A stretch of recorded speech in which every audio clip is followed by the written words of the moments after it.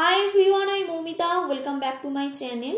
आज আমি শেয়ার করব ডাঁটা আলু পোস্ত। ভীষণই সিম্পল আর ইজি একটা রেসিপি। তো এর জন্য একটা ফ্রাই প্যানে দিচ্ছি 2 চামচ সরষের তেল। তেলটা গরম হয়ে এলে দিয়ে দেব 300 গ্রাম ডাঁটা।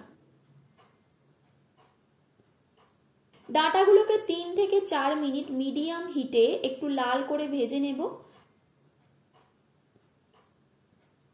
ভাজা হয়ে গেলে তুলে নিয়ে দিচ্ছি আরো 1 চামচ তেল। এরপর দিচ্ছি একটা শুকনো লঙ্কা আর হাফ চা চামচ গোটা জিরে। এগুলোকে কয়েক সেকেন্ড ভেজে নিয়ে দিয়ে দেব একটা আলু। আলুগুলোকে 5 মিনিট মিডিয়াম হিটে ভেজে নেব।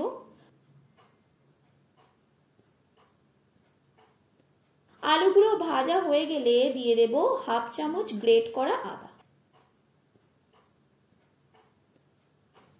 আদাটাকে 1 মিনিট ভেজে নিয়ে দিচ্ছি হাফ চা চামচ নুন, হাফ চা চামচ হলুদ গুঁড়ো, হাফ চা চামচ লঙ্কা গুঁড়ো, হাফ চা চামচ জিরে গুঁড়ো আর হাফ চা চামচ ধনে গুঁড়ো। এবার সামান্য একটু জল দিয়ে মশলাটাকে লো হিটে কষে নেব।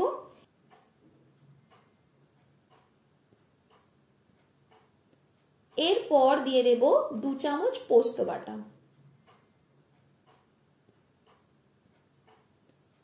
পোস্তটা দেওয়ার পর কিছুটা জল দিয়ে ভালো করে পোস্তটাকে মিশিয়ে নেব।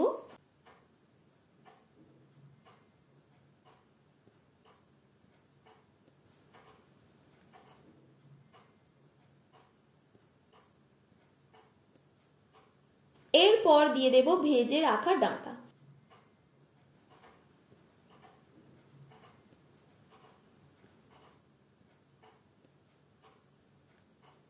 ডাঁটাগুলোকে ভালো করে মিশিয়ে নিয়ে দিয়ে দেব 1.5 কাপ জল।